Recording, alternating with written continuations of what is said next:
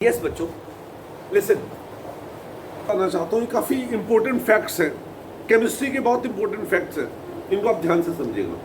Inorganic chemistry में काफ़ी सारे लॉजिक्स हमें यूज़ करने पड़ते हैं and let us do those.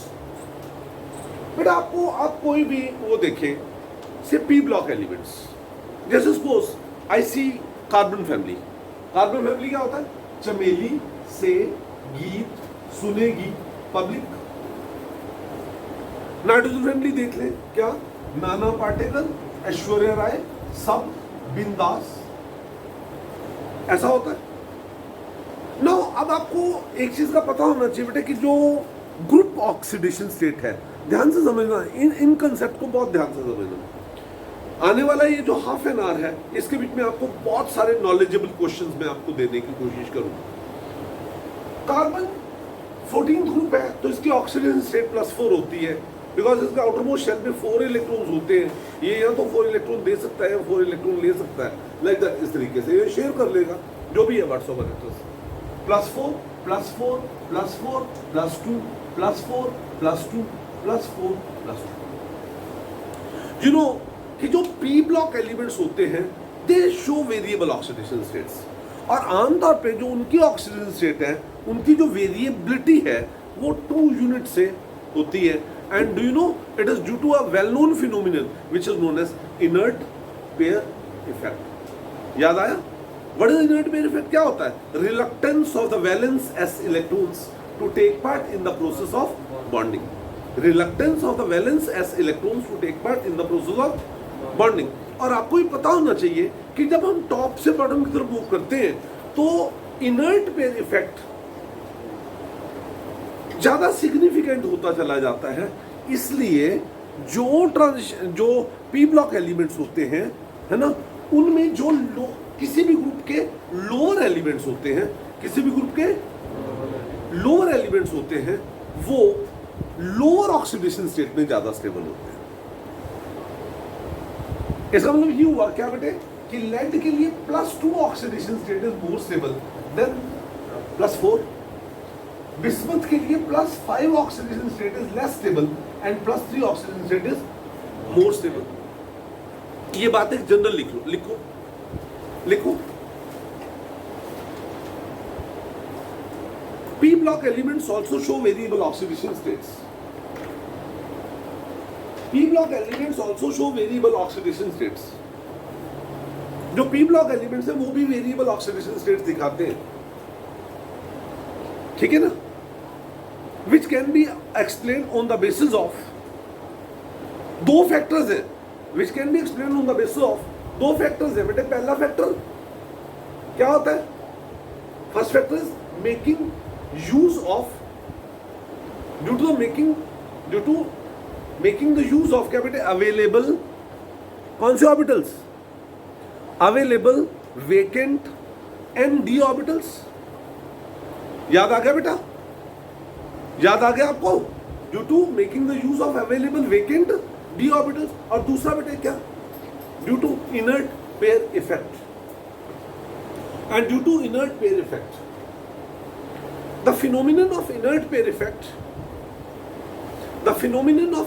pair effect become more and more pronounced. The phenomenon of inert pair effect become more and more pronounced. वो ज्यादा प्रोनाउंस्ड होता चला जाता है, ज्यादा सिग्निफिकेंट होता चला जाता है, become more and more pronounced down the group. जब हम टॉप से बॉटम की तरफ मूव करते हैं, become more and more pronounced कैसे बेटे? down the group. Therefore in P block elements in a given group, in P block element में किसी भी given group में the elements which lies down, जो एलिमेंट नीचे की तरफ बैठे हैं, the elements which lies कहाँ पर बेटे? down, are more stable in lower oxidation state. वो ज्यादा स्टेबल होते हैं किसमें बेटे? are more stable in कौन से बेटे? Lower oxidation. बेटे वो लोअर ऑक्सीडेशन स्टेट में ज्यादा स्टेबल होता है। समझ आ गई? But in case of D block elements, जो डी ब्लॉक एलिमेंट्स है, but in case of D block elements, जो बेटे डी ब्लॉक एलिमेंट्स है, the in A given group, in case of D block elements in A given group, किसी भी given group में the elements which lies down, जो element नीचे की तरफ रहेंगे, the elements which lies down, ठीक है, are more stable in higher oxidation state, are more stable in higher oxidation state, are more stable in higher oxidation states। ठीक, देखिए बेटा, मैं इनके एलिमेंट्स दोबारा से लिखता हूं। ये सारा तो लिखा ही रहेगा, लेकिन इसके साथ साथ बाकी एलिमेंट्स लिखता हूं। बोलना जरा, स्कूटर, यामा, लाओ, टी, जरा, हाफ, वो नवाब था, कर्मों वाला, मन टिका रे, फेरो ऑस, फेरोस, कौन रहेगा आयरलैंड, नहीं पढ़ोगे पिटोगे, क्यों आगे आऊं, जिनी कनाडा होगा, कनाडा।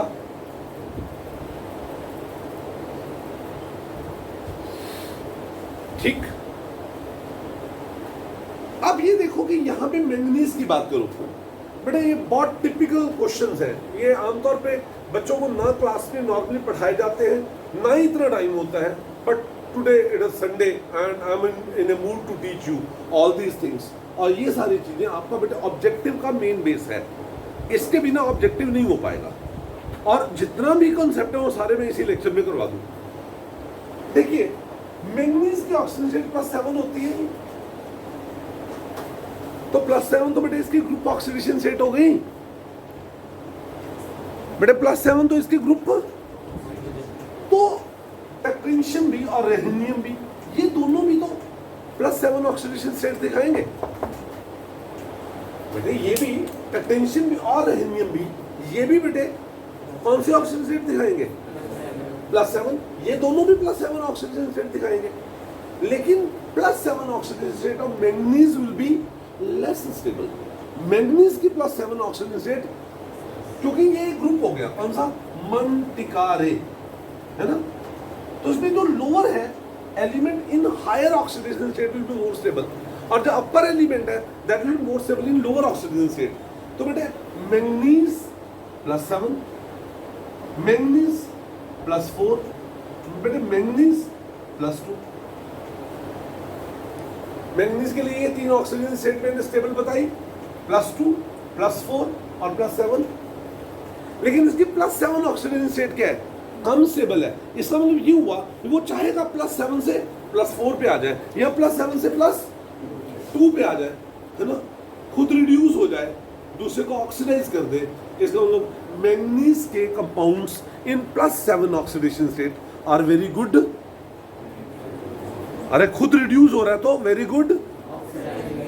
ये एक कंपाउंड है जिसका नाम क्या होता है, KMnO4, है ना। डू यू नो इस कंपाउंड का शुभ नाम क्या है, पोटेशियम परमैंगनेट। इस कंपाउंड का नाम क्या है बेटा, पोटेशियम परमैंगनेट। यहां पर मैंगनीज की ऑक्सीजन स्टेट क्या है, +7। तो ये अच्छा ऑक्सीडाइजिंग एजेंट क्यों है, तो यही प्रश्न लिखिए। Why KMnO4? Why KMnO4 is a powerful oxidizing agent? Why KMnO4 is a powerful oxidizing agent? ठीक है? Why KMnO4 is a powerful oxidizing agent? तो देखो बेटे ग्रुप क्या हो गया, 1 2 3 4 5 6 7।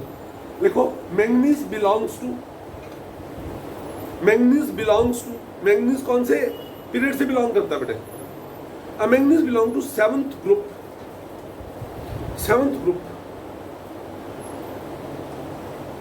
In KMnO4, its oxidation state is +7.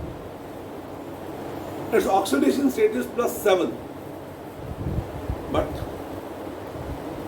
the transition elements which lies at the top of a group, जो किसी ग्रुप के टॉप पर है, the transition elements which lies at the top of the group, जो group के top पर होते हैं, the transition elements which lies at the, कहाँ पर बेटे, top of the group are more stable in lower oxidation state,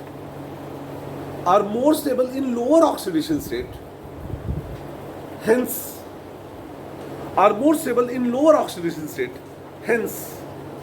ठीक है, manganese will be having a capacity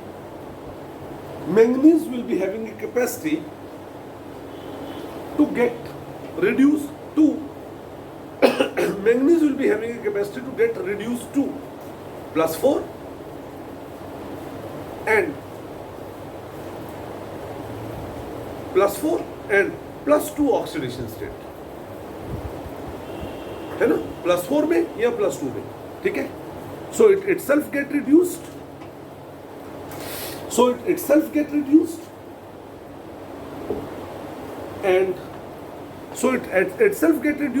And act as oxidizing agent. And act as, क्या बेटे, खुद reduce होता है and act as oxidizing agent. एक और प्रश्न लिखे, why K2Cr2O7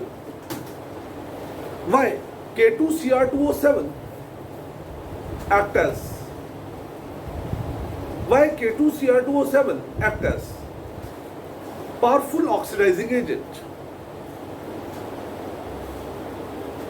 इसका भी रीजन यही है.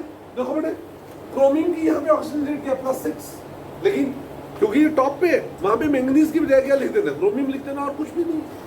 कर लोगे इस क्वेश्चन बेटे. इस सारे इस डिस्कशन में 3 एक क्वेश्चन और रहते हैं, ठीक है, करते हैं. पहले एक जनरल बात लिखो, द मैक्सिमम ऑक्सीडेशन स्टेट, या मैक्सिमम हाईएस्ट लिखो, maximum the highest oxidation state shown by transition elements is +8 for osmium. ये इसके लिए जो ऑस्मियम है, इसकी ऑक्सीजन स्टेट +8 होती है फॉर ऑस्मियम, ठीक है. +8 फॉर किसके लिए, ऑस्मियम. अब देखो, सुनो, एक क्वेश्चन मैं लिखता हूं, ध्यान से समझना बेटा, ये क्वेश्चन आएगा एग्जाम में, ये क्वेश्चन सीबीएसई लेवल से इंपॉर्टेंट है. अगर मेरे को OSO4, what the name of this compound, इस कंपाउंड का नाम क्या आएगा, ऑस्मियम टेट्राऑक्साइड. OSO4 exists, लिख लो question, while OSF8 do not. ये एक्सेस नहीं करता.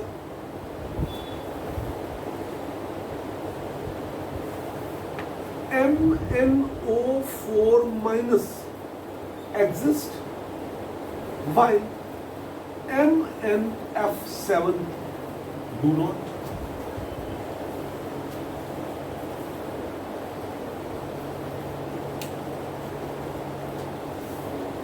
OSO4 exists while OSF8 do not. MnO4- exists while MnF7 do not.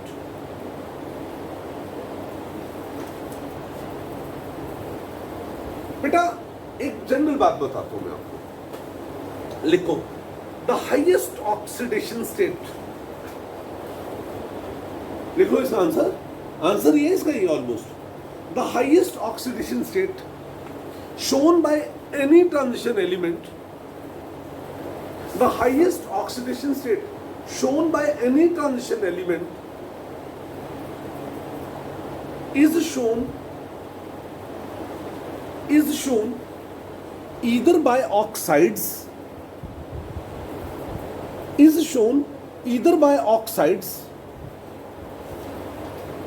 or oxo ion,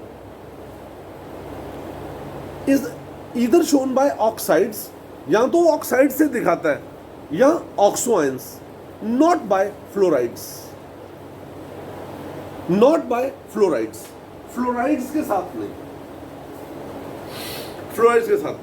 it is because, पहले आप लिख दो, it is because oxygen is also, इसका आंसर लिख लो पहले, फिर आपको समझा दूंगा. It is because oxygen is also oxygen is also highly electronegative and good oxidizing agent,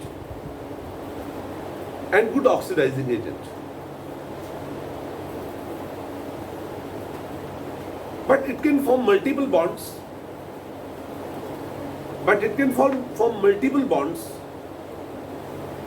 और ये मल्टीपल बॉन्ड्स भी बना सकती है. It can form multiple bonds. Therefore,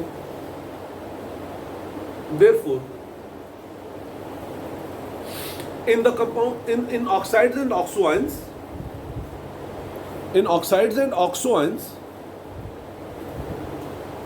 due to less number of oxygen atoms as comparison to fluoride, fluorine atoms, ऐसे लेना, as comparison to fluorine atoms in the same oxidation state, of that metal, उस metal की same oxidation state के लिए, same oxidation state of that metal, ठीक है, the steric hindrance in case of oxides and oxo ions, the steric hindrance in case of oxides and oxo ions will be less, कम होएगी. The steric hindrance in case of oxides and oxo ions will be, क्या आएगी बेटे, less, ठीक है, उनकी जो steric hindrance है वो कम होएगी, ठीक है.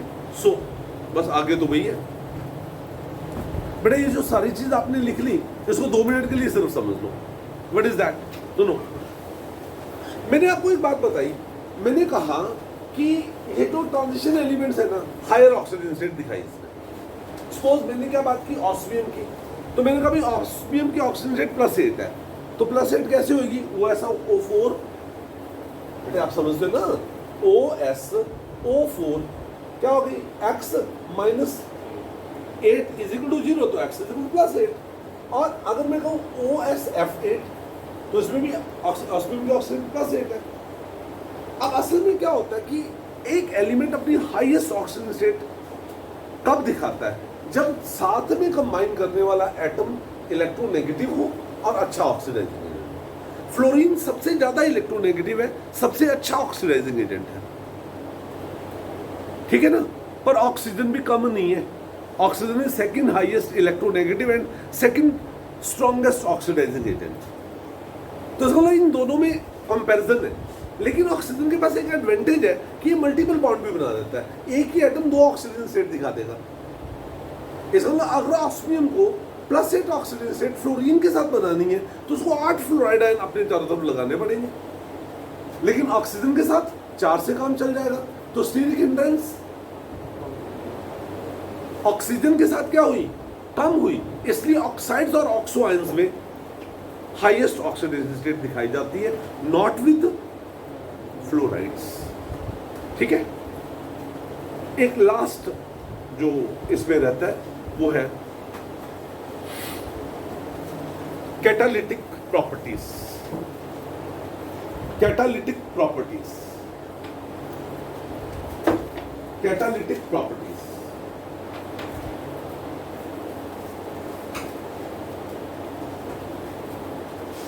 देखो, transition elements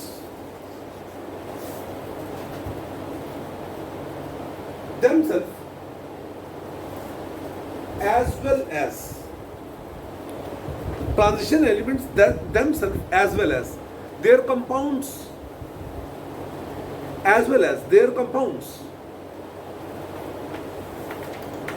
act as very good catalysts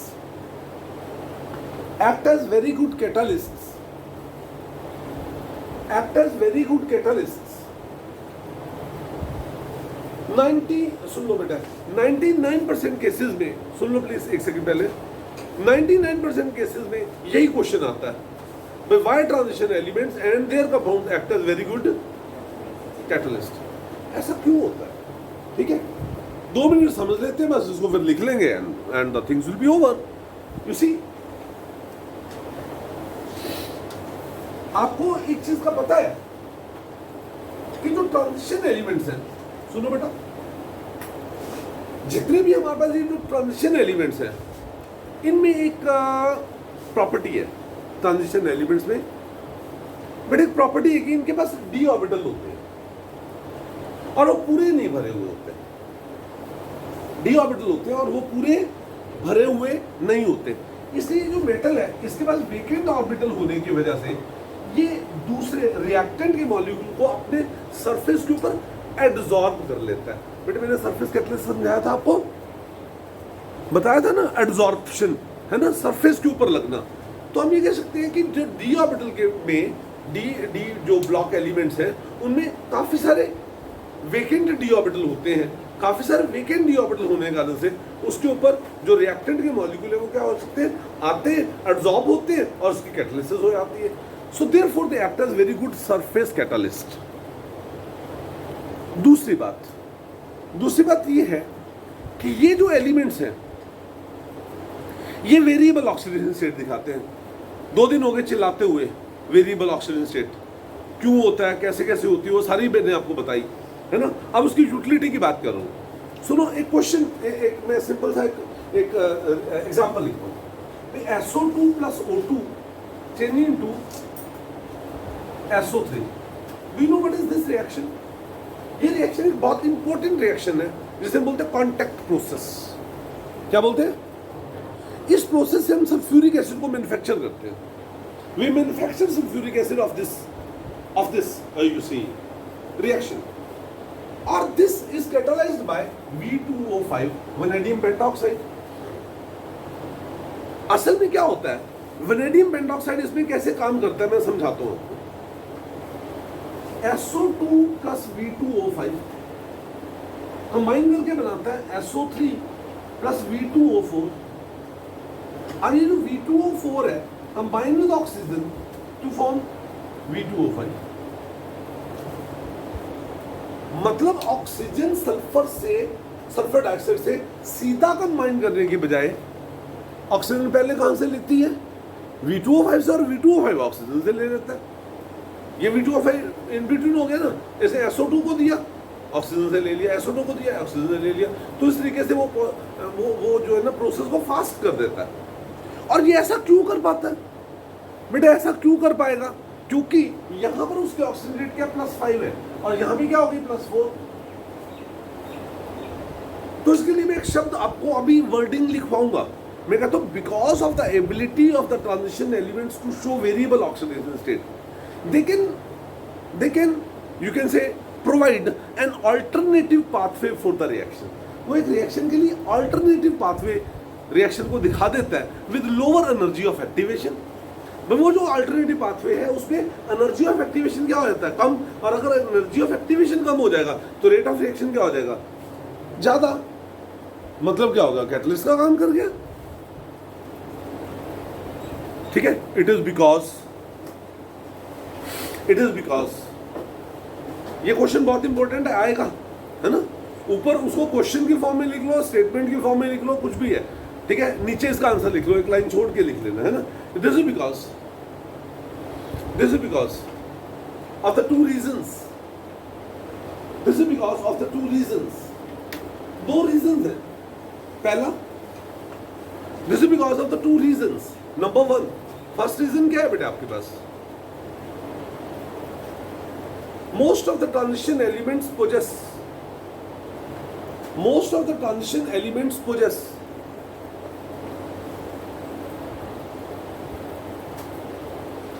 vacant d orbitals. Therefore, they can adsorb, इसलिए वो adsorb कर सकते हैं. Therefore, they can adsorb, ठीक है, the other molecules on its surface. दूसरे मॉलिक्यूल्स को अपने सरफेस के ऊपर एब्जॉर्ब कर लेते हैं. The other molecules on its surface and provide alternative pathway for the reaction. ना एंड एक्ट एज सॉरी बेटे and act as good surface catalyst. ये तो पहले डी ऑर्बिटल के बेसिस के ऊपर. And act as very good क्या बेटे सरफेस कैटलिस्ट. दूसरी बात, the transition element show variable oxidation states. Transition element show variable oxidation states. जो ट्रांजिशन एलिमेंट्स हैं उनमें वेरिएबल ऑक्सीडेशन स्टेट्स हैं. therefore they can combine with the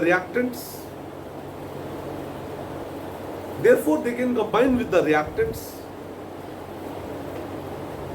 Form intermediates. They combine with the reactants, form intermediates, ठीक है, and provide an alternative pathway for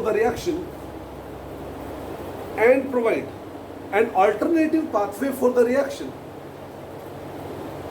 with different energy of activation, and provide alternative pathway for the reaction with different energy of activation, within bracket में usually smaller. आमतौर पे वो energy of activation क्या होती है, कम होती है, ठीक है. Hence increases the rate of reaction. इसलिए वो रेट ऑफ रिएक्शन को बढ़ा देते हैं. Hence increases the rate of reaction and act as very good catalyst.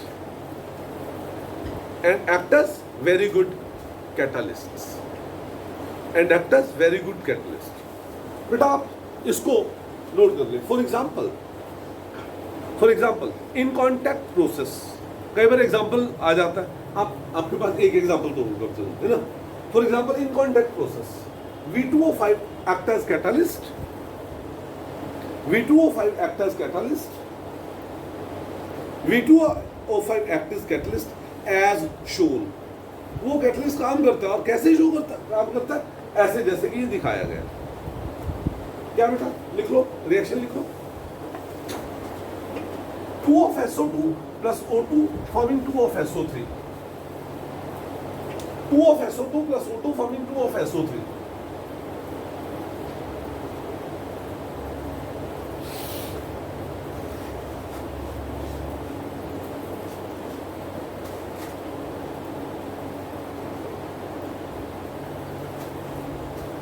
Actual path. है actual path in presence of catalyst. ये SO2 के साथ V2O5 कंबाइन किया. यहां भी इसकी ऑक्सीडेट क्या थी +5, तो यहां भी क्या होगी +4, +5 से +4 हो गई. ये SO2 से SO3 चेंज हो गया, ठीक है. And V2O5 plus half of oxygen change into किसमें V2O5. तो दोबारा से फिर तो ओवरऑल क्या हुआ बेटे, ओवरऑल तो ये है भाई, ओवरऑल तो आपके पास ये V2O5 cancel, V2O4 cancel. Overall reaction तो यही हो गया. यही तो कैटलिस्ट होता है. The catalyst is a species which do not undergo net change during the reaction. एक रिएक्शन की उसकी नेट चेंज कुछ नहीं होती, ठीक है ना. It can be recovered after the reaction, ठीक है, but provide an alternative pathway for the reaction. I hope so बेटा कि आपको ये बात सारी समझ आ गई होगी, ठीक है. तो स्टार्ट करते हैं बेटा. मैं कल आपको एक चीज बता रहा था कि ऑक्सीडेशन स्टेट, है ना, इसमें मैंने आपको ये बताया कि जो ट्रांजिशन एलिमेंट्स होते हैं दे शो वेरिएबल ऑक्सीडेशन स्टेट। तो सबसे पहली बात, आपके दिमाग में कुछ कंसेप्ट्स मैंने आपको बिठाए। मैंने आपको बोला कि जितने भी ट्रांजिशन एलिमेंट्स होते हैं दे शो वेरिएबल ऑक्सीडेशन स्टेट्स। उनकी जो ऑक्सीडेशन स्टेट्स है वो क्या होती है, वेरिएबल होती है, दे शो वेरिएबल ऑक्सीडेशन स्टेट्स। अब क्यों वो वेरिएबल ऑक्सीडेशन स्टेट्स दिखाते हैं, इसमें मैंने आपको क्वेश्चन भी लिखवाया था कि that both you see some p block elements as well as some d block elements, they show variable oxidation state, but that can be explained on the basis of the different reasons। तो मैंने उसमें आपको ये बताया कि जो d block elements होते हैं they make the use of available n-1 d orbitals and show variable oxidation states, I'm sorry, available n-1 d electrons and show variable oxidation state, but the p block elements they show variable oxidation states because of क्या बेटा, because of the availability of the vacant n d orbitals. जैसे मैंने phosphorus का example दिया बेटा, उसमें मैंने आपको क्या बताया, phosphorus show oxidation state of +3 as well as +5, +3 भी दिखाता है और +5 भी दिखाता है ना। तो +5 जब दिखाता है it make the use of available कौन सा, 3d orbital. I hope so that वो आइडिया आपको क्लियर हो गया होगा। फिर मैंने आपको ये बताया भी कोई भी जो एलिमेंट होता है वो जब रिएक्ट करता है ना, तो इसलिए रिएक्ट करता है कि उसके बीच में स्टेबिलिटी आ जाए, है ना। तो इसका मतलब ये हुआ कि कोई भी एलिमेंट एक पर्टिकुलर ऑक्सीडेशन स्टेट में जब आएगा, है ना, कोई भी एक एलिमेंट जब एक पर्टिकुलर ऑक्सीडेशन स्टेट में आएगा तो उसके पीछे एक रीजन है, उसके पीछे एक रीजन है। और बेटा वो रीजन क्या है, वो रीजन ये है कि या तो उसकी कन्फिग्रेशन जो उसकी अपनी कन्फिग्रेशन है उससे क्या हो जाएगी, स्टेबल। और जो डी ब्लॉक एलिमेंट्स होते हैं उसके बीच में 3 टाइप से स्टेबिलिटी होती है। एक तो क्या है कि कोई ऐसा स्टेट आ जाना, क्या कि जब वो नोबल गैस कॉन्फ़िगरेशन आ जाए उसकी, ठीक है ना। दूसरा क्या, उसका ऑक्टेट कंप्लीट ना हो लेकिन आउटरमोस्ट शेल कंप्लीट हो, उसे हमने क्या बोला, pseudo noble gas electronic configuration. तीसरी बात क्या बेटे, D orbital exactly half filled हो जाए, 5 इलेक्ट्रॉन D5, या क्या हो बेटे 3 आ जाए, क्योंकि उसमें डी ऑर्बिटल जो डीजेनरेट होते हैं वैसे तो, लेकिन जब वो कंपाउंड बनाते हैं तो उनकी डीजेनरेसी लॉस हो जाती है। And will get the 2 levels. कौन कौन से 2 लेवल्स होते हैं बेटे, T2G एंड EG। T2G में DXY, DYZ, DZX, और EG में DX2, Y2 और DZ2 होते हैं। मतलब 3 ऑर्बिटल अगर उसमें हुए, तो अगर उसमें 3 ऑर्बिटल हैं तो एक एक जब इलेक्ट्रॉन उसके बीच में आएगा तो उससे क्या होएगा बेटा, जब उसमें एक एक इलेक्ट्रॉन आएगा तो it be exactly half filled, या जो D6 कॉन्फ़िगरेशन हो जाती है तो उसके बीच में एग्जैक्टली फुलफिल्ड T2G लेवल, या फिर exactly half filled, exactly fulfilled, exactly T2G level. तो इसके बेसिस के ऊपर कुछ क्वेश्चंस हमने कल आपको बताया। बेटे मैंने एक चीज़ और आपको बताई, उसको थोड़ा रिकैप्चुलेट करते हैं। मैंने आपको एक चीज़ और बताई, और वो ये बताई कि जब भी एक एलिमेंट बेटा रिएक्ट करता है, जब भी कोई एलिमेंट रिएक्ट करता है या एक पर्टिकुलर ऑक्सीडेशन स्टेट शो करता है, तो उसके बीच में सिर्फ एक ही टाइप की एनर्जी नहीं होती। मींस जैसे एक मेटल है बेटा, है ना, मेटल आयन बनाता है एक्वस कंडीशन में, तो सबसे पहले मेटल को हमें एनर्जी देनी पड़ती है, और उस एनर्जी को हम क्या बोलते हैं, एनर्जी ऑफ सब्लिमेशन। उसके बाद क्या होता है बेटे, आयनेशन एनर्जी देते हैं। फिर वो जो आयन बनता है that get solvated in aqueous medium and it liberate out some amount of energy which is known as hydration energy. और जो डेल्टा एच टोटल होता है, डेल्टा एच जो होता है क्या बेटे, टोटल होता है, that is sum of all these energies. वो इन सभी एनर्जीज के सम टोटल के बराबर होता है, ठीक है ना। तो फिर मैंने आपको एक बात बताई जिसमें एक क्वेश्चन भी आपको लिखवाया, और वो क्वेश्चन क्या था, K2PtCl6 is a well known compound while the corresponding compound of निकल इज अननोन। फिर वहां पे मैंने एक एनर्जी डाटा दिया, और वहां से हमने एक चीज को बिल्कुल ध्यान से समझ लिया, that more is the amount of energy required to raise a particular element to a particular oxidation state, less will be its stability. और बेटे एनर्जी डाटा हम 2 टर्म्स में लेते हैं। पहला टर्म क्या है बेटे, थर्मोडायनामिक डाटा, और दूसरा हमारे पास क्या होता है बेटे, इलेक्ट्रोकेमिकल डाटा। तो ये सारी एक्सप्लेनेशंस थी। जो आज का मेरा मेन मोटिव है वो ये है कि आपको मैं कुछ क्वेश्चंस लिखवा दूं, है ना। तो पहला क्वेश्चन लिखिए, name the transition element, name the transition element in Name the transition element in 3D series which show only one oxidation state. भाई 3D सीरीज में कौन सा ऐसे एलिमेंट है जो सिर्फ एक ही ऑक्सीडेशन स्टेट दिखाते हैं, which show only one oxidation state, है ना?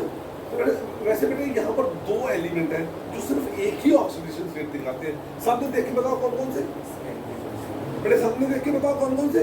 रिएक्टिव। एक कौन सा? स्कैंडियम। और एक कौन सा? जिंक। लिखो इसका answer. Both scandium and zinc, both scandium and zinc show only one oxidation state. Scandium और जिंक दोनों के दोनों सिर्फ एक ही ऑक्सीडेशन स्टेट दिखाते हैं, एंड विच इज क्या बेटा? कौन सी? +3 and +2 respectively, which is +3 and +2 respectively. वो जो ऑक्सीडेशन स्टेट है वो कौन कौन सी है बेटे? +3 ऑक्सीडेशन स्टेट है and +2 oxidation state respectively. It is because, इसका कारण क्या है? It is because scandium, it is because scandium है ना in +3 oxidation state, it is because scandium in +3 oxidation state possess क्या बेटा? scandium in +3 oxidation state possess possess stable noble gas electronic configuration, stable noble gas electronic configuration of argon, argon, ठीक है? Neighbour six ना। On the other hand zinc show the oxidation state of +2, है ना? On the other hand zinc show the oxidation state of कौन सा बेटा? +2, ठीक है? +2 as in that oxidation state, क्योंकि उस ऑक्सीडेशन स्टेट में it acquire pseudo noble gas electronic configuration. As in that state it acquire क्या बेटे? pseudo noble gas electronic configuration. उसके बीच में बेटे pseudo noble gas electronic configuration होती है। I hope so that idea is very clear to you. समझ आ गया बेटे? नेक्स्ट एक और क्वेश्चन लिखे। why pseudo transition elements, कौन कौन से pseudo transition elements है बेटा? जिंक, कैडमियम और mercury show +2 oxidation states predominantly. वो एक ही ऑक्सीडेशन स्टेट दिखाते हैं, और वो कौन सी है बेटे? वाई मतलब pseudo transition elements that is zinc, cadmium and mercury show कौन सी ऑक्सीडेशन स्टेट बेटा? कौन सी? +2 ऑक्सीडेशन स्टेट प्रीडोमिनेंटली। सिंपल एक लाइन का आंसर लिखो। It is because in that oxidation state, उस oxidation state में क्या होता है बेटे? It is because in that oxidation state they acquire pseudo noble gas electronic configuration having 18 electrons in its outer shell. उसके बाहर वाले शेल में कितने इलेक्ट्रॉन रह जाते हैं बेटे? 18। 8 नहीं रहते, कितने रहते? 18 electron in its valence shell, ठीक है? नेक्स्ट क्वेश्चन बेटा, अब हम यहां से चलते हैं आगे। पहले एग्जैक्टली हाफ फील्ड की बात करेंगे, है ना? वाई लिखो इनका ना, जिनका सेम आंसर है ना, मैं एक ही क्वेश्चन के फॉर्म में लिखूंगा, ठीक है ना? वाई, ठीक है? Why chromium show oxidation state of +1। Chromium जो है ना +1 ऑक्सीडेशन स्टेट दिखाता है। क्यों दिखाएगा? ये हो गया ना, ये मैंने यहाँ पे लिखा हुआ बेटा, क्रोमियम +1 क्या हो गया? D5 है ना? अभी लिखवा आपको। Manganese show the oxidation state of, लिखो why manganese show the oxidation state of +2। Iron show the oxidation state of, Fe show the oxygen state of क्या बेटे? +3। भाई Fe जो है उसकी ऑक्सीजन स्टेट कौन सी है? +3 है। तो ये तीनों के तीनों एलिमेंट जब ऐसा करते हैं तो क्या हुआ उसमें? व्हाट हैपेंस, है ना? लिखो by doing so these elements, बेटा ये अगर क्रोमियम है तो सिर्फ क्रोमियम को लिख देना, कन्फिग्रेशन लिख देना साथ में, है ना. By doing so these elements acquire stable 3d5 electronic configuration, stable 3d5 electronic configuration. ठीक है. Here the d orbitals are, या d orbital नहीं बोलते, here the d subshells are exactly half filled. यहां पर जो d subshell है वो क्या बेटे, they are exactly, here the d subshells are exactly half filled. Here the d subshells are exactly half filled. Next question लिखें बेटा, next question लिखें. नेक्स्ट क्वेश्चन है बेटे आपके पास, why copper show +1 oxidation state also. Copper जो है ना वो +1 ऑक्सीडेशन स्टेट भी क्यों दिखाता है ना. बेटा मैं इस क्वेश्चन का आपको आंसर उसी तरीके से लिखवाता हूं जैसे आपको ऊपर वाले क्वेश्चन जो मैंने लिखवाए उनका आंसर लिखना चाहिए था. कैसे लिखना चाहिए था, यू सी. इसको ना अगर मुझे मेरे पास ये क्वेश्चन आ जाए तो मैं इसको कैसे लिखूंगा, मेरे फुल मार्क्स आए तो मैं इसको ऐसे लिखूंगा, कॉपर 29, ऐसे लिखो, एग्जैक्टली ऐसे लिखो. आज हम थोड़ा लंबी क्लास लेंगे लेकिन मैं आपको ये सारे क्वेश्चन लिखवा के करवाना चाहता हूँ. कॉपर 29, ठीक है. क्या बेटे, basically argon 3d10 4s1 and copper +1 will be argon 3d10, argon 3d10, ठीक, आर्गॉन 3d10. तो इसमें अब क्या हुआ, आर्गॉन 3d10 ये हो गया ना बेटे. तो आर्गॉन 3d10 तो इसका मतलब क्या हो गया, एग्जैक्टली फुलफिल्ड. ठीक है ना. देखो इन Cu इन +1 ऑक्सीडेशन स्टेट, इन +1 ऑक्सीडेशन स्टेट, +1 ऑक्सीडेशन स्टेट में क्या आएगा, कॉपर अक्वायर, कॉपर जो है वो क्या है बेटे, इट अक्वायर स्टेबल कॉन्फ़िगरेशन, है ना. Copper acquire stable electronic configuration. Copper की जो इलेक्ट्रॉनिक कॉन्फ़िगरेशन है वो क्या हो जाती है, स्टेबल हो जाती है ना. 3d10, ठीक है, stable electronic configuration of 3d10, ठीक है. इसलिए वो ये ऑक्सीडेशन स्टेट दिखाता है.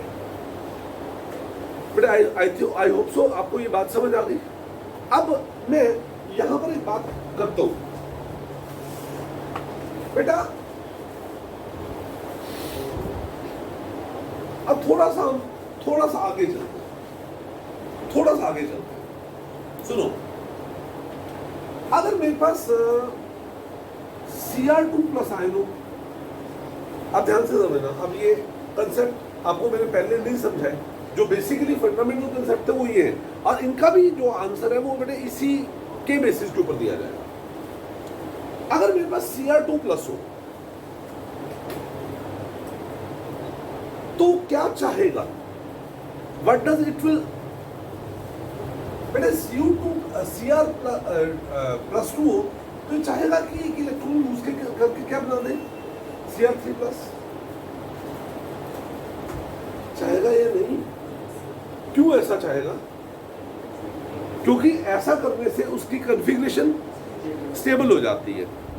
तो इसका या अगर बेटा मेरे पास क्या हो, Mn3+ हो, अगर Mn3+ हो तो क्या चाहेगा कि एक इलेक्ट्रॉन गेन करके क्या चेंज हो जाए, Mn2+.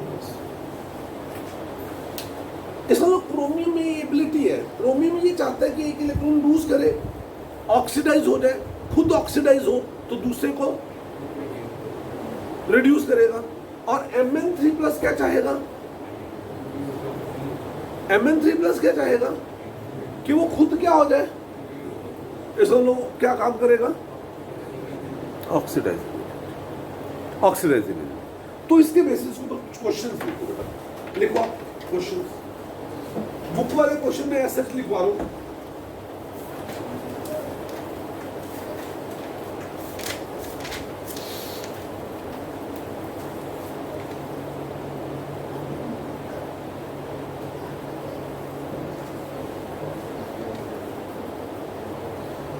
Explain why explain why Cr2 plus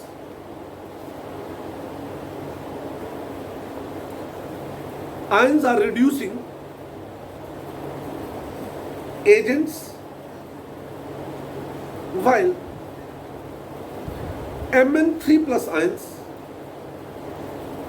are oxidizing agents. Mn3 plus ions has got are oxidizing agents. ठीक है, लिखो इसका आंसर, लिखो अभी समझाना है मैंने इसका आंसर लिखो Cr2 प्लस, ठीक है, when lose one electron, जब Cr2 प्लस एक इलेक्ट्रॉन को लूज करेगा, when Cr2 प्लस लूज क्या बेटे one electron become Cr3 plus, तो Cr3 प्लस हो जाएगा, become Cr3 plus, having electronic configuration of 3T2G3, ऐसे लिखते हैं 3 थर्ड शेल का T2G3, समझ आ रहे बेटे 3T2G3, ठीक है, which is stable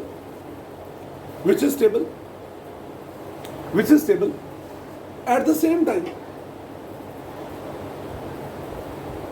नहीं ऐसे ना, so it get oxidized, cut करके लिख दो, so it get oxidized itself, खुद तो ऑक्सीडाइज हुआ, so it get oxidized itself, खुद तो बेटे ऑक्सीडाइज हुआ है ना, and act as, और क्या काम करेगा बेटे, and act as reducing agent, और ये एक अच्छा reducing agent का काम करेगा, so act as reducing agent, but अब दूसरे को नए लाइन से लिख लें, but Mn3 plus gains one electron, Mn3 plus gains one electron, एक इलेक्ट्रॉन को गेन करेगा है ना, एंड अक्वायर, कौन सी कन्फिग्रेशन बेटे, and acquire Mn2 plus electronic configuration,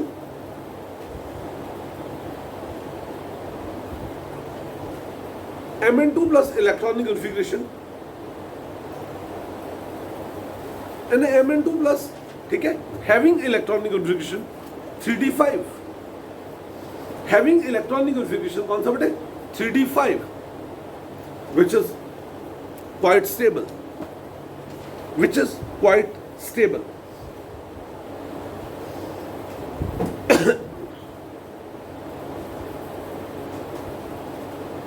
कई बार ये ऐसे भी क्वेश्चन आता है, सुनो बेटे, वाई लिखो, इस क्वेश्चन को इसी तरीके से लिखो, why E not value, why E not मतलब इलेक्ट्रोड पोटेंशियल, इलेक्ट्रोकेमिकल डाटा में बात कर रहा हूं मैं, why E not value for Mn3 plus 2 Mn2 plus, बेटा I hope so that you are able to read this, आप इस बात को पढ़ सकते हो, क्या रिडक्शन पोटेंशियल है ये, ध्यान से देखो, ये रिडक्शन पोटेंशियल है, तो Mn3 प्लस Mn2 प्लस में जाने की जो कोशिश करेगा उसका potential is more positive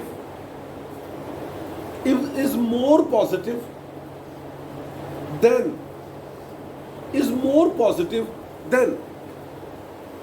E not of Cr3 plus से Cr2 प्लस,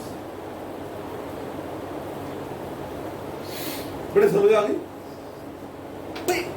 मैंगनीज फटाफट से Mn3 प्लस से Mn2 प्लस क्यों जाएगा बेटे, बताओ क्यों जाएगा, क्योंकि ऐसा करने से उसको स्टेबिलिटी आती है, तो कहेगा ठीक है बढ़िया है, तो मोर पॉजिटिव, वो बिल्कुल एक पॉजिटिव एनर्जी के साथ ठीक है बढ़िया फर्स्ट क्लास हो जाए, लेकिन इसमें उसकी स्टेबिलिटी नहीं है, दिस इज बिकॉज, लिखो इसका आंसर, इन क्वेश्चंस के ना कई बार आप आंसर नहीं लिख पाते, इसीलिए मैंने ये सारा आपको क्वेश्चन की फॉर्म में करवाया chapter, this is because Mn2 plus ion is much more stable, Mn2 plus ion is much more stable than Mn plus 3, ठीक है, hence Mn3 प्लस, क्योंकि ये ज्यादा स्टेबल है, hence Mn3 plus will be having a stronger tendency, hence Mn3 plus will be having a stronger tendency to get reduced to Mn2 plus, to get reduced to Mn2 plus.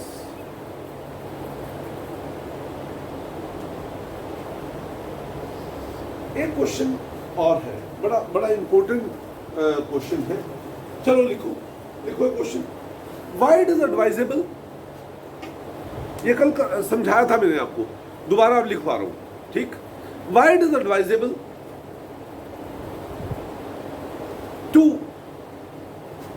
Y it is advisable to use freshly prepared solution of, why it is advisable to use freshly prepared solution of FeSO4, why it is advisable to use freshly prepared solution of FeSO4, में ferrous sulphate के solution को freshly prepared क्यों use करना चाहिए? लिखो इसका answer. It is because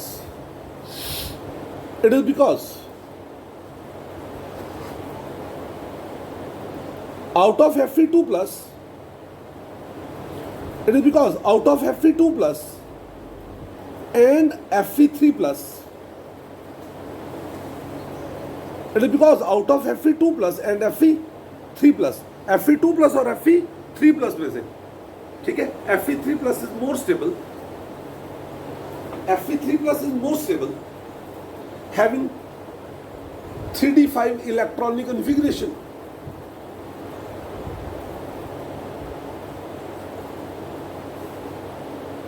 having stable 3d5 क्या बेटे इलेक्ट्रॉनिक कन्फिग्रेशन. therefore FeSO4 जो फेरस सल्फेट है, FeSO4 has an ability to combine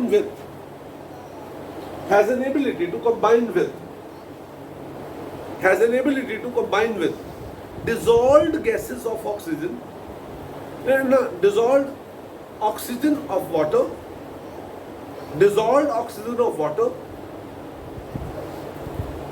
and change to ferric Fe3 plus, है ना.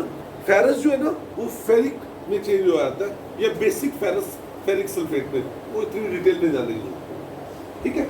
नेक्स्ट क्वेश्चन लिखे. वाई, ये बड़े काफी इंपॉर्टेंट क्वेश्चन है जो अब मैं लिखवा रहा हूं. Why E0 of copper is plus 0.34 volt and E0 of zinc is minus 0.76. ये रिडक्शन पोटेंशियल है ना, ये रिडक्शन पोटेंशियल है. मतलब क्या है कि जब जिंक 2 प्लस आयन में रिड्यूस होता है, बेटा ध्यान से समझना, जिंक जब, इधर ध्यान दो बेटा, जब जिंक 2 प्लस आयन में रिड्यूस होता है, जिंक 2 प्लस आयन में रिड्यूस हुआ तो माइनस, बेटे बहुत कम एनर्जी की जरूरत पड़ी. क्यों? अरे बात वही है जो मैंने आपका शुरू में बताया. क्यों?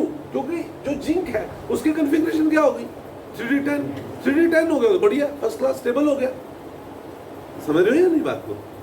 3d10 हो गया, बढ़िया स्टेबल हो गया, वो दैट गॉट स्टेबल, वो स्टेबल हो गया, तो इसलिए ऐसा वो करेगा, जल्दी से हो जाएगा. लेकिन इसके लिए वैल्यू पॉजिटिव क्यों है? इसके लिए वैल्यू पॉजिटिव क्यों है? इसका रीजन है, सुनो. इसका रीजन ये है, मैंने आपको एक बात बताई थी कल, है ना, कि मेटल है, मेटल को पहले आप क्या देते हो, delta sublimation H, metal gaseous में चेंज होता है, फिर उसको आप आयनेशन एनर्जीज देते हो, ये Mn में होता है, फिर डेल्टा हाइड्रेशन होता है H, और फिर Mn प्लस आयन बनता है. ऐसा बताया? You know it. असल में शुड बी नोइंग, आपको एक चीज का पता होना चाहिए बेटा, क्या कि सब्लिमेशन जो एनर्जी होती है ना वो पॉजिटिव होती है.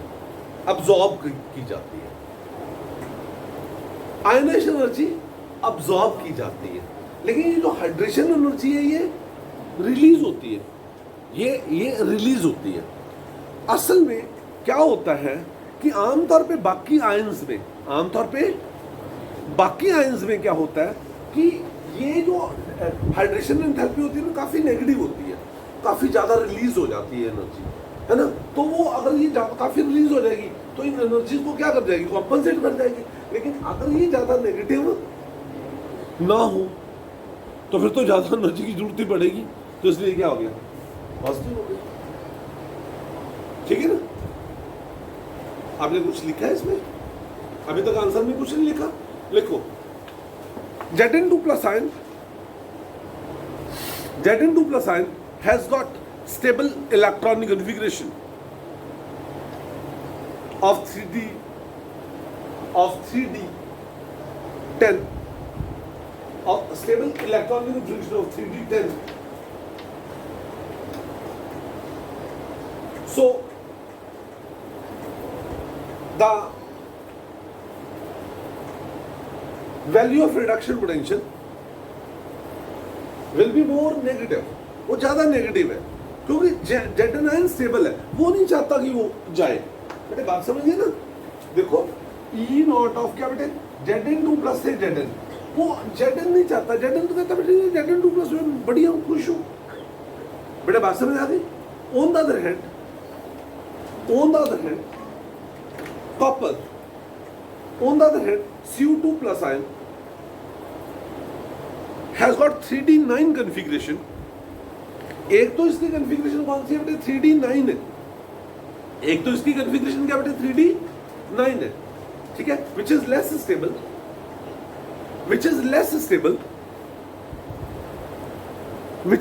stable and also एक बात और भी है which is less stable and also hydration energy released in this case and also hydration energy released in this case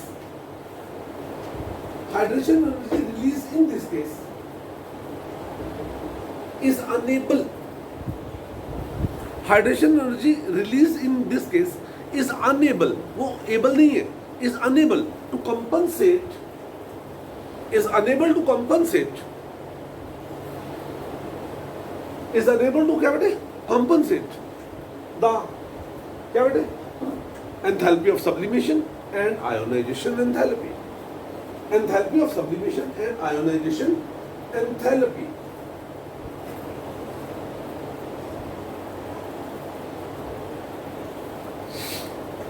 एक क्वेश्चन लिखे, 4 ट्रांजिशन एलिमेंट्स, बेटे ये सारे एनसीईआरटी के क्वेश्चन हैं।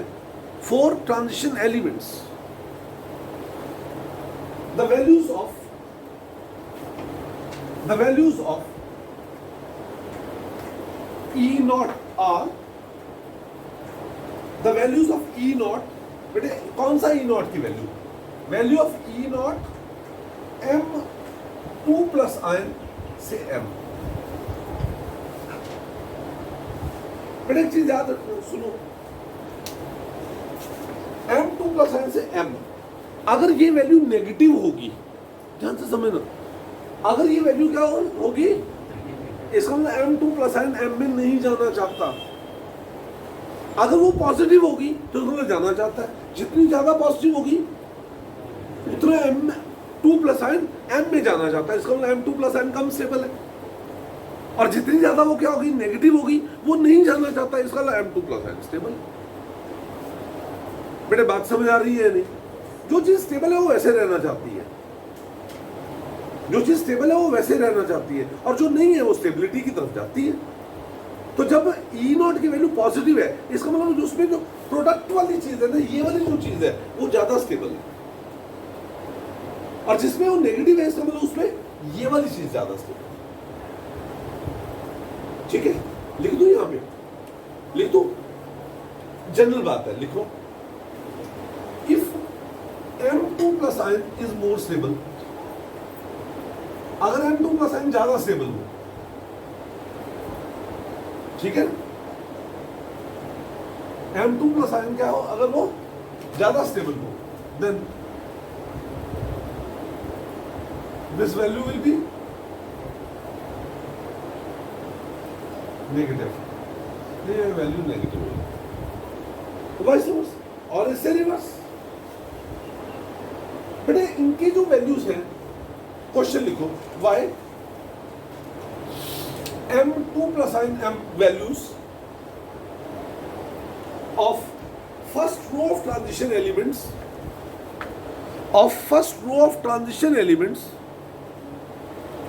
do not show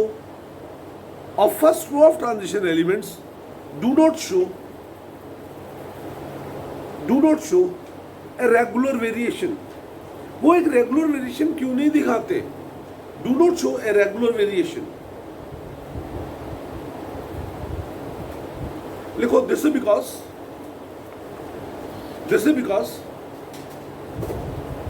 इसका कारण, अब बेटे इसके कारण क्या कुछ हो सकते हैं? देखो आपने इतना पढ़ा इसमें, है ना, अपने आप मुझे बताने की कोशिश करो इसके कारण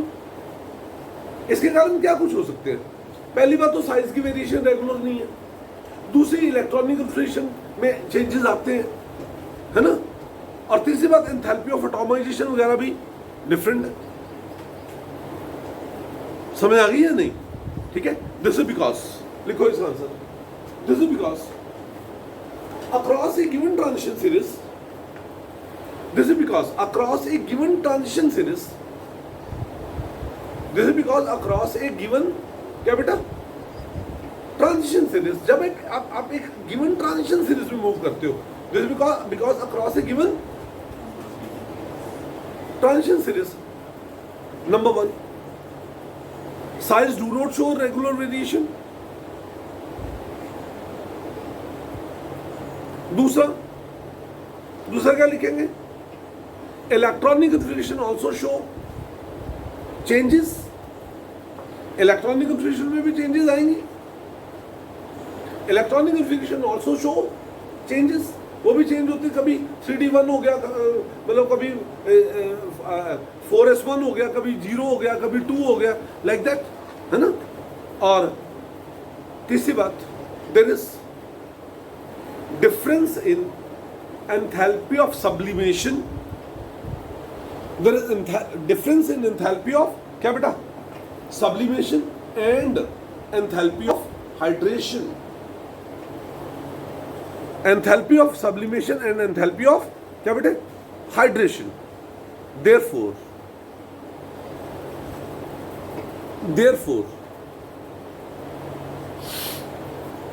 ठीक है, the values of E0, M2 plus M do not show regular variation।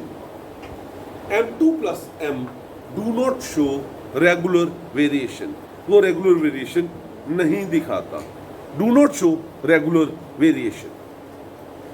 समझे बेटे? आप इस बात को समझ गए?